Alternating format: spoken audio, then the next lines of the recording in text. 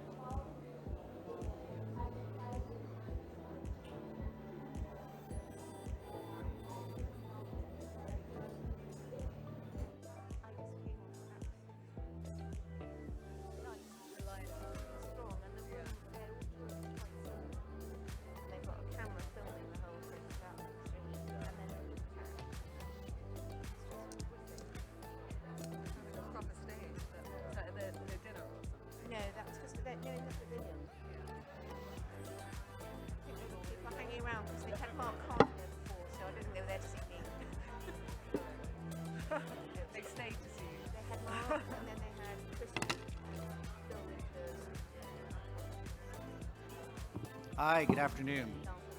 Thanks for joining. My name is Brian O'Hanlon. I'm the Managing Director for Climate Finance at Rocky Mountain Institute, and I am thrilled to invite you to a really dynamic panel that gets us beyond simply talking about measuring the transition to financing the transition. RMI is a nonprofit and nonpartisan organization dedicated to the transformation of our global energy system for a secure and just and low carbon future. You're going to hear much more from these distinguished panelists, but I'd like to introduce Bob Wigley, who's the chairman for UK Finance, the UK's banking trade body. Bob has spent a career in finance, rising to EMEA, chairman of Merrill Lynch. He's a member of the board at the Bank of England and a chairman of the Green Investment Bank Commission. Bob, thank you so much for being here. Well, welcome everyone, and thank you for having me here today. As my colleague said, I represent UK Finance, the trade association for the banking and finance industry in the UK. And a massive thank you to RMI, who've put together this panel, but also have been doing a fantastic piece of work with us, looking at how we can finance a just transition. You'll hear more about that as we go through the panel.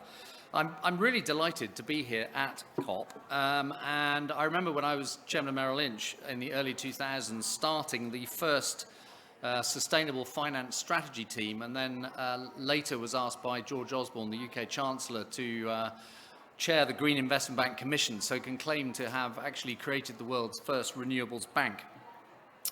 I do think the UK is playing a leading role in this area, and I do think that COP26 in Glasgow was a big catalyst for our evolution and played really a very important role in putting finance and how we finance the just transition at the heart of the agenda.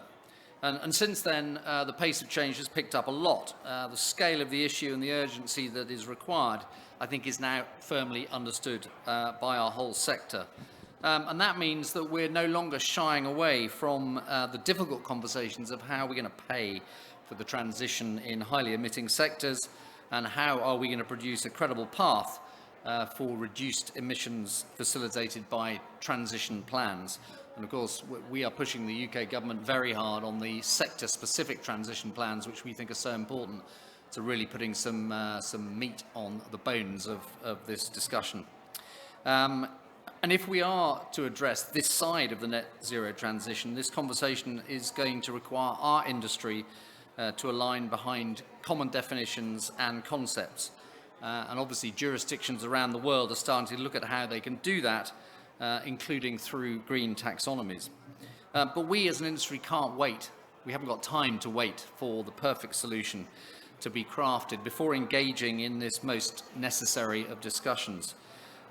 We therefore need and are indeed challenging each other already to think of innovative ways to develop better transition finance and how to embed these ideas across our sector. That is an opportunity, of course, as well as a challenge for our industry. So for that reason, it's been a real pleasure for UK Finance, the organisation I chair, to support the UK Transition Finance Alignment Forum and work closely with RMI to address these issues by creating a space in which we can have open discussions with and between our members and share best practice. So before handing over to the panel, I also want to thank our members, all the members of UK Finance, for the very hard work they've put in. You're going to be hearing today from NatWest, JP Morgan, SMBC, Barclays and HSBC, and I also wanted to thank Societe Generale and Lloyds Banking Group, who are not able to take part in the panel but have played a very important part in our work. So with that, I'm going to introduce our moderator for the panel, James Close, Head of Climate Change at NatWest and indeed Chairman of UK Finance's panel on this subject. He was instrumental in setting up this working group as part of his role as our Chair of UK Finance's Sustainability Committee. So with that, over to you, James. Thank you very much, Bob. And good afternoon, everybody. And it really is an enormous pleasure to be here. I've been going to COP since COP20 and when I was Director for Climate Change at the World Bank. And the topic of financing the transition has always been central to what we're trying to do. And it was last year in Sharm el-Sheikh that we had a conversation with a number of people to start stimulating the topic of transition finance and how we bring it to life, codify it and standardize it in a way that enables us to implement it and ensure that it's an enabler for the delivery of our transition plans. So it's taken a lot of really great collaboration to get to this point, and I've got a great panel of participants to describe their experiences of transition finance and how we can start to bring this together and make it come to life in everything that we do, so that we deliver the ambition that Mark Carney set out at Glasgow, that every financial transition has climate, every financial decision has climate right at the very heart of it. So on my panel, I've got today Laura Barlow, who's the Group Head of Sustainability at Barclays. I've got Celine Herweger, who is the Group Chief Sustainability Officer at HSBC, and Masayuki Takahashi-san, who's the Group Chief Sustainability Officer of Sumitomo Mitsui Financial Group. And hopefully we'll be joined shortly by Heather Zekel, who's the Global Head of Sustainability at JP Morgan Chase. So I want to open up the conversation really with you, Laura, and start to get your views around the main challenges you see in deploying transition finance and what are the potential opportunities associated with it, and perhaps bring it to life by giving us some examples of what Barclays has done in this area. Thank you, James, and thank you all. It's been fantastic to be part of this process together. And I think at Barclays, I'm actually going to turn it the other way around, and I'd like to talk a bit about the opportunities first, because we tend to spend a lot of time focused on the challenges, and I'm sure we're going to cover those as well. But it really started for us with understanding the scale of capital needed in the hard-to-abate sectors, and that was by sector, by geography, but importantly, where could we be relevant? So where did we have the skills in sustainable impact banking, in capital markets, in SME banking and in investing to be able to bring capital to those really hard to abate sectors where that capital was needed. So we started with that top-down sector regional alignment view. And then alongside that, and we use that to inform our sector transition strategies, which help to identify where the requirements would be, where the big pools of capital are going to be needed. And alongside that, we've been doing bottom-up assessments through our client transition framework to understand at a client level within those sectors, where are the needs of different types of clients, where are they on that transition journey? Is it going to be an M&A-led strategy for them? Is it going to be a divestment strategy? Is it going to be an investment in decarbonization technologies? And the issues are very different for different sectors. So if I take agriculture in the UK, we bank around 1 in 4 farmers in the UK. The needs of farmers to move to regenerative agriculture and reduce their emissions are very different from, say, aviation, obviously. And there we are building peer-to-peer learning networks for farmers to help each other learn on their journey, but also setting aside 250 million of finance to help them invest in the equipment and the processes they're going to need to decarbonize their farms. And then right at the startup scale, we are investing in some of the technologies that are actually going to be needed to reduce emissions in the hard-to-abate sectors. So if you have a chance to go to the startup zone, you'll see a number of the companies that we've invested in through our sustainable impact capital that are developing low hydrogen aviation, marine concrete that's biodiversity positive, and other technologies. They're going to be part of how we reduce emissions in the hard-to-abate sectors. So we're not doing it to be a sort of venture capitalist. We're doing it to find the solutions that we can then help bring to our clients. And this year in particular, we've been starting to codify transition finance. So we hope shortly to be publishing a framework which will complement our green and sustainable finance framework that will set out a very preliminary view of what we categorize. We've been fairly conservative, and I'm sure we're going to talk a lot about definitions and the challenges in reaching those. So we've been fairly conservative in our initial view of what we could count as transition finance that will be eligible towards our overall mobilization target. So those are some of the approaches we're taking. The challenge, of course, is standardization and the concern, the risks of being seen to greenwash, but also the concern that actually, as you deploy more capital to hard-to-abate sectors, your emissions may go up in the near term, notwithstanding that we will have targets over time to align our financing and bring emissions down. So, that's something we all need to be really thoughtful about, because that mustn't get in the way of getting the finance where it's needed. And when you say conservative, Laura, you mean you're applying a high bar for finance to qualify as transition finance? Yes, and really where you can see dedicated use of proceeds. I think the aligned and aligning categories are really important, but I think it's going to take longer to have a clear view amongst ourselves and the industry as to what is an appropriate or credible transition plan, and therefore when does a company count as credibly transitioning, where you could then say that general corporate purposes financing is transition finance. Great, thank you. And Celine, how has HSBC reduced the barriers for businesses to access transition finance? And again, could you give us some examples of how you've deployed that?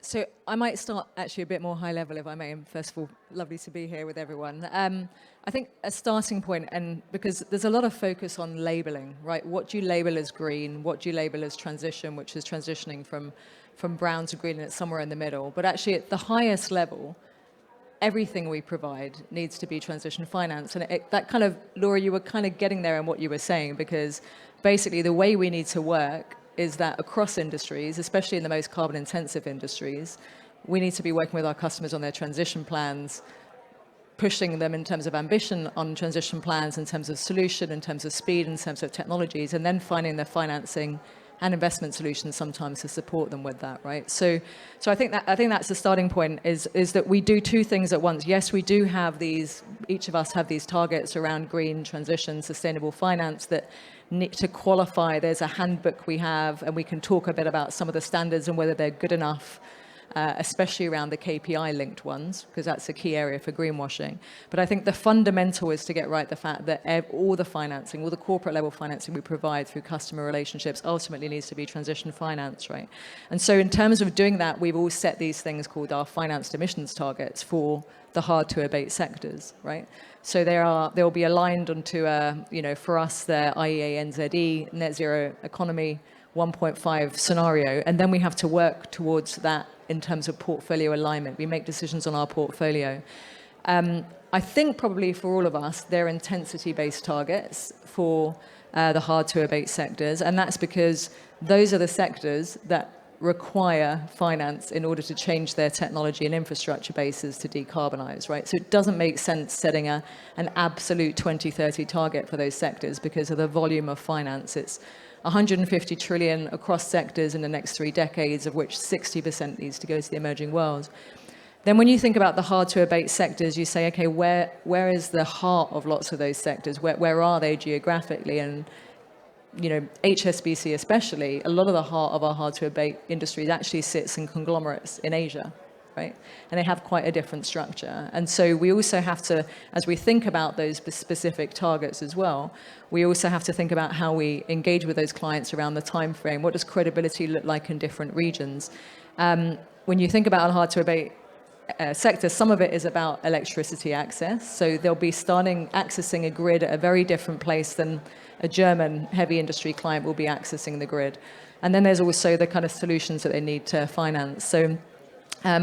So we're doing a lot, a core part of our strategy is that engaging with customers on their transition plans, putting in place, detailed evaluations, scoring systems, year by year looking at progress, setting up engagement plans with our relationship managers with those clients, and then feeding that in, biannually looking at the portfolio, looking at transition plan scores, financed emissions of that particular client alongside credit risk, alongside commercial metrics, alongside strategic metrics, and starting to manage that portfolio as a whole. Technologies are critical for hard to abate. I think most of them are very nascent technologies at the moment. So that's why we also have a strong focus on the kind of new economy segment. And that's both entrepreneurs, but also helping established players look at acquisitions, but also invest in the innovation internally. So we do a number of different things, but recently we announced a 1 billion allocation for climate tech, which includes a big focus on hard to abate innovations, and that's focusing on the earliest stage of innovators on the back of our launch of innovation banking, and that's venture debt capital right now that we're providing. But we're also looking at project finance, so we've invested into Breakthrough Energy, Catalyst, and that group, which again is focused on carbon removal tech, sustainable aviation fuels, long duration battery storage and things. So there's a lot of us here, so I'll pass on. But I guess the key point I was trying to say is don't just think about the labeling, think about the fact that everything we do has to be transition. Yeah, and I think that point is really central to it. So we're trying to provide an approach that is universal to the whole balance sheet and over time, and obviously it might take a little bit of time to get there. But you were talking a little bit about the new economy segments, and I think as we look at the rate of decarbonisation that we're going to have, you have to kind of really think differently about what the future economy is going to look like. And I think for banks that's quite difficult because we look at creditworthiness through the lens of what we do today, not what we're going to do in the future. So could you say just a little bit more about how you identify some of those new economy segments and then how you apply a different risk appetite to them that enables you to finance them and help them scale up as quickly as they possibly can? I'll be quick on that because, again, I've got colleagues here on the panel. But, I mean, one of the first things when Noel, our group CEO, brought me in was to build a centre of excellence team of basically pure play transitional technology experts, right? So we brought in kind of global leaders on carbon removal technologies, on clean hydrogen, and then down the sector verticals, heavy industry verticals, the energy transition verticals. And these are specialists. They're there on demand, almost like an internal kind of think tank or consulting shop that are there to work with both the business teams themselves to help identify and win the opportunities in that space and differentiate in front of clients. But very importantly, James, with the risk teams in terms of how we're looking at credit risk and understanding and helping with the technical due diligence because they're so new. Yeah. But also partly what we're doing is also we're setting out different parameters. So we are kind of doing carve-outs on our balance sheet and saying, actually, we're doing the stress testing around it, but we're saying, look, we do have appetite for higher RWAs for this amount. We're also looking at equity partnerships we can have with some of the asset managers where we invest equity, we get exposure to their ecosystem of new economy clients, and then we offer kind of ancillary banking services to help them grow. So we're trying to support throughout that space, but also definitely take appetite to do more of this. Great, thank you. And Masayuki-san, earlier this year, SMBC released their transition financing playbook, which details the principles that govern your approach and provides guidance on whether certain activities can be financed. Can you talk us through a little bit about those principles and how you're applying the transition finance playbook in the work that you're doing? Yeah, if I could step back a little bit. The reason that we did, kind of publish our version of transition finance is because, firstly, I think in order to kind of promote this, it's not necessary that we wanted to label any transition finance, but we wanted our bankers to understand what sort of deals we think that we should finance versus what sort of deals we won't be able to finance. And therefore, for that to happen, we thought that we needed some sort of guidance for our bankers as well. And as people earlier have been explaining, especially as a bank that has headquarters in Asia, where there's a population that's growing massively, and you still have people that don't have access to energy, not alone renewable. We needed this kind of guidance.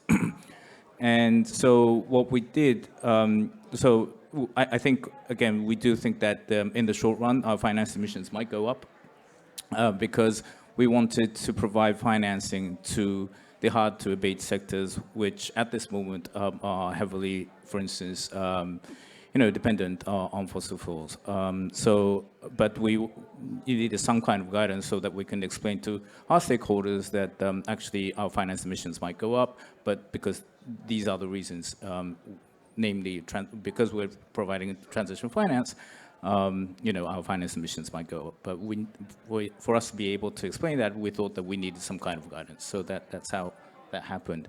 But at the same time, each region is in a different situation in terms of their decarbonization journey. So we looked at various taxonomies around the world. There are obviously there's the EU taxonomy, but each government, especially for instance Asia, a lot of governments issue various taxonomies, which is different in each country. So we actually did,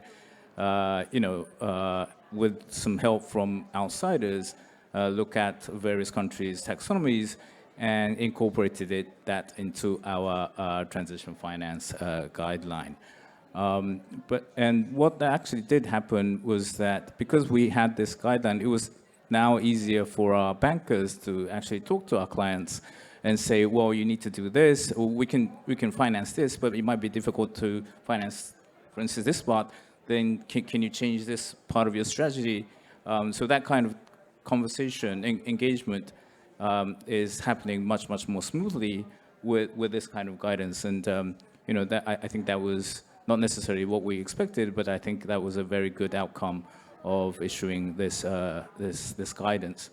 Obviously, we still have challenges. There are transactions. Well, a lot of transactions have, use of proceeds going to one area and other use of proceeds going to other areas. Do we call this transition finance or not? This is a very difficult. We're still facing that challenge. So it's not perfect. Obviously, we will improve as we go along. But we had a go at our transition finance guide. Great, and I think the theme that you've heard from all of the panelists so far is that we don't do this in isolation. We have to do it in consultation and in engagement with our customers.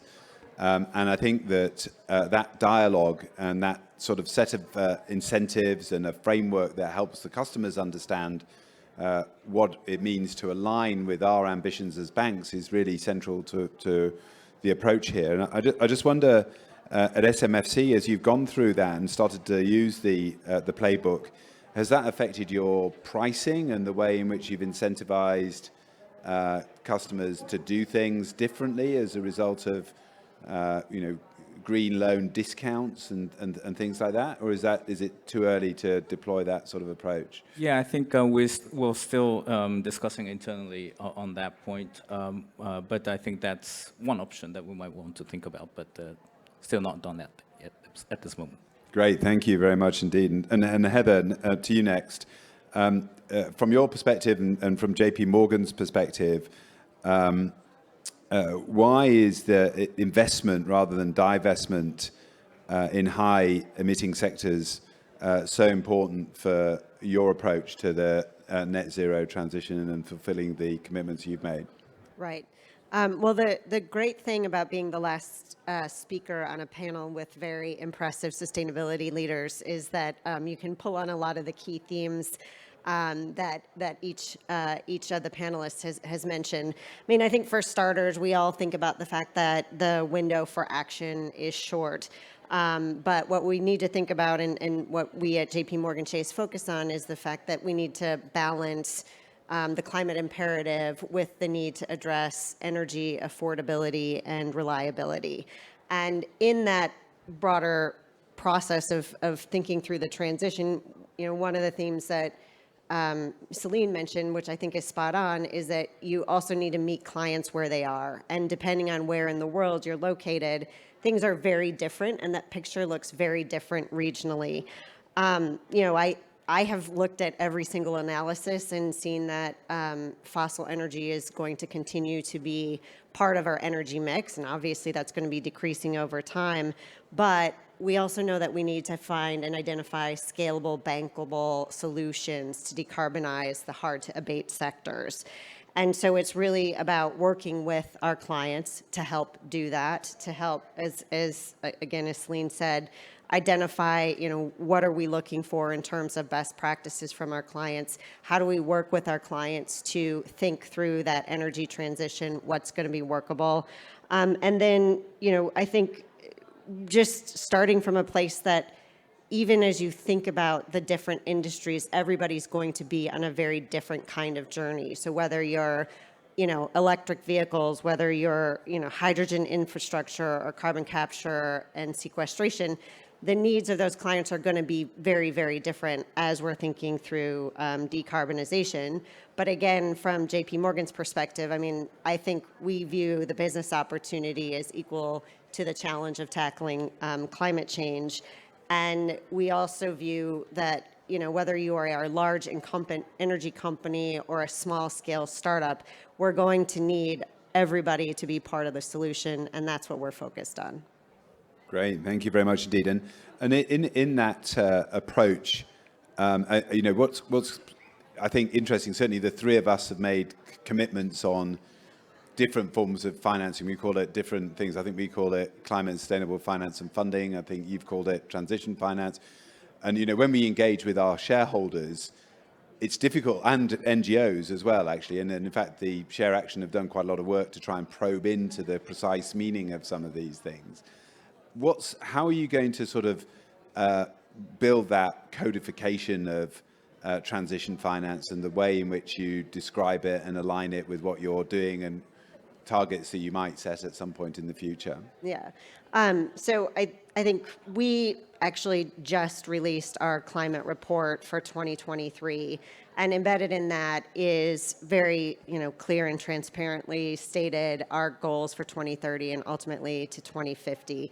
Those certainly align with net zero, and I think from our perspective, we are very focused on trying to be as transparent as possible and help everybody, whether that's a stakeholder, a shareholder, an NGO, help people understand how we're thinking about that transition. We also issued a methane paper, which we did a lot of work to kind of show and think through, like, what does best practice look like from JP Morgan's perspective when it comes to abating methane emissions, and sort of what's good and what's great, and try to help provide, again, that level of transparency, being clear about what those expectations from our clients are, and obviously ramping up ambition over time. Yeah, and I think that methane example is a brilliant one, isn't it? And it's been really at the forefront of the COP here, identifying that it gives us a window of time to decarbonize because of its global warming potential and the rate at which it exits from the atmosphere. So that's an area where we really need to get as much capital to it as quickly as possible. But you could be disincentivized from doing it because it doesn't fit into the criteria that we set ourselves. So this greater sophistication around transition finance, I think, gives us a way of demonstrating what we're doing and the impact that we're having that aligns with the objectives that we're setting. Exactly. So I just want to thank you all very much. It was really, really great to hear of the progress that you're making, the approaches that you're taking. But a common question, I'll start with you, Heather, first, so that Laura has the advantage of building on everybody else's comments. But what do you think is required for financial institutions to build credibility around transition finance? What are you looking for that's going to facilitate this? Well, it might have something to do with my prior life where I'm a recovering regulator, but I think the short answer is policy. The financial services sector and sort of the scope of what banks can do to support the transition is going to be limited as long as there are significant barriers for the real economy transition. And so, you know, I think there are policies out there that are certainly a step in the right direction, whether that's the EU green policy or the U.S. Inflation Reduction Act.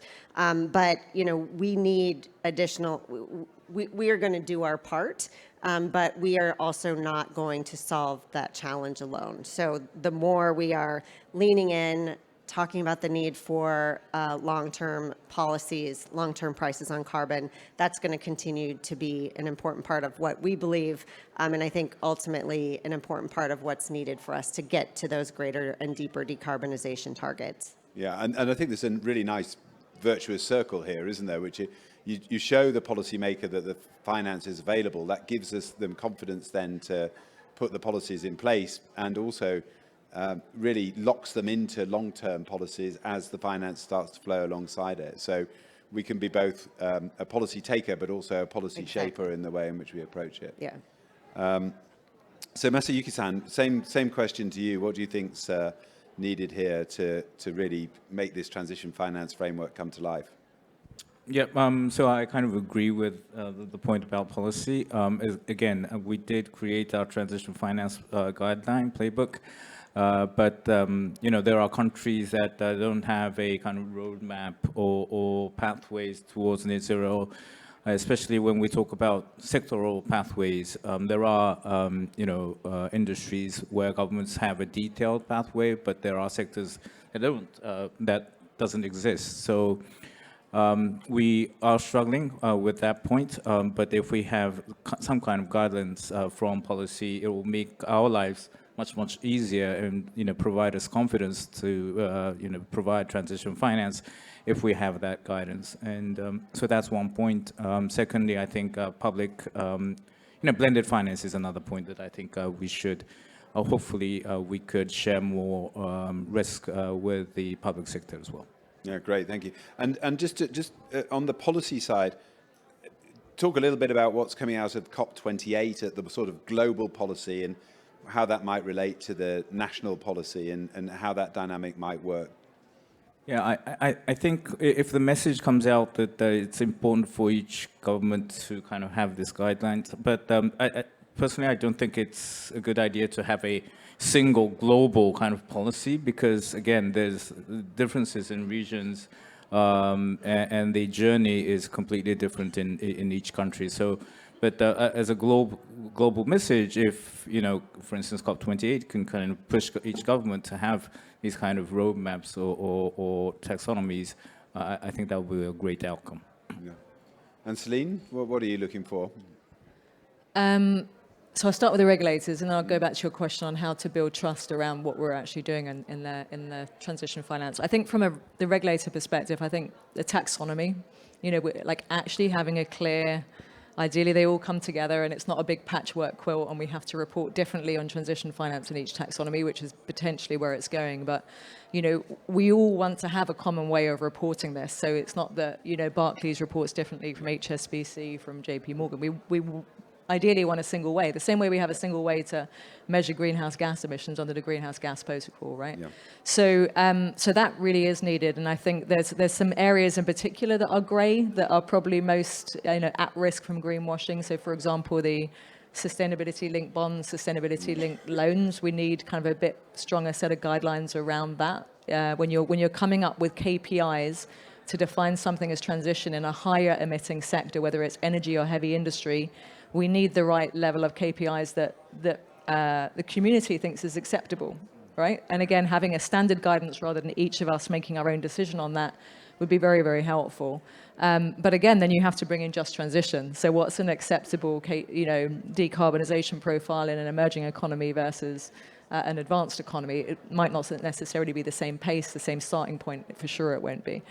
So I think that's really important. On the regulatory side, again, for hard to abate sectors, again, we're not going to get there without huge commercialization of very, very nascent technologies that have high capex costs that are going to take many, many years to develop and commercialize, that at the moment have a big green premium, however you want to call it. And are not, the economics in many cases are buying like SAFs, it's 4x or 2x, conventional fuels. So I think from that particular point, in terms of financial regulators, at the moment, those projects also have large, long tenors, right? They're long time frame. If we do project finance, they're high risk-weighted assets. Even if we do it at the corporate level, there's no recognition, even with the use of proceeds instrument that. So ideally, right, we have a short window of time to accelerate finance in the transition. At the moment, it's very hard for banks to do this stuff on our balance sheet, whether it's project finance, whether it's corporate, but going to fund these types of investments. It comes with a high capital allocation, and it's difficult for us to do at scale. And that shouldn't be the case, right, when we need to get scale in these areas. So I think those are the two from the regulatory side, in addition to actual national policies and regulations, new industrial, green industrial policy on steroids, like we're seeing through the Inflation Reduction Act. I mean, that is the kind of stuff, production tax credits, subsidies, that's revolutionary in terms of scaling the technologies we need for these industries.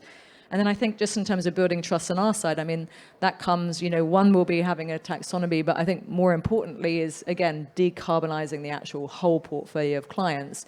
And we will show that now by year-to-year progress on financed emissions. We need to demonstrate that by then how we're embedding that into our decision-making, into the fact that we now have financed emissions as a new metric we look at when a new transaction comes on the table from any client, right? The fact that it's embedded into portfolio management and optimization year to year. So all of those things, and then year by year showing how we're doing on our glide path. And just one final thing is, it's not going to help the world if in 2028, 2029, we start exiting a whole load of clients because the easiest way, let's say, in any given sector, and this one's not hard to abate, but power generation is a perfect example, power and utilities. The easiest way, and a global bank like ours, big portfolio, a lot of clients in the emerging economies, including state-owned enterprises, the easiest way to get to our minus 77% carbon intensity reduction target is to move our portfolio from east to west. That's not going to get us in the real world. And that's the worst thing that will get us to net zero, right? So we really need to think about the unintended consequences of financed emissions, but try and come up with a system that helps us. We're not doing portfolio optimization to get away from the clients that need the most finance to change their infrastructure base over the years ahead. Yeah, and I think it ties back to blended finance and the need for that. And I was rather taken with Andrew Steer's description of a deal team for the world.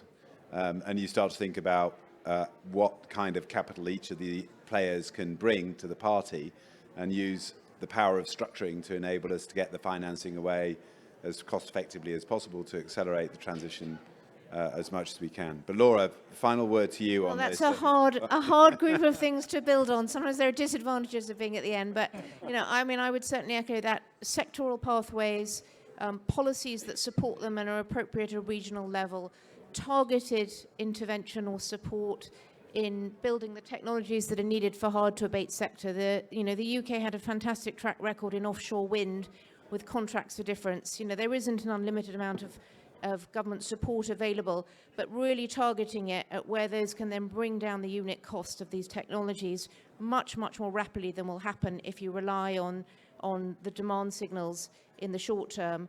And then those can be deployed globally as the cost comes down. So I do think that's a really important intervention. And then, for us as to, maintain the confidence of all our stakeholders, I do think it's that common definitions, common taxonomies, and I think that, the disclosure requirements we're all increasingly subject to will help in providing that transparency to our stakeholders, because we all know it's not going to be a linear journey. But we need to be able to give the confidence that we are working with and through our clients to support them in abating their own emissions and transitioning their businesses. Yeah.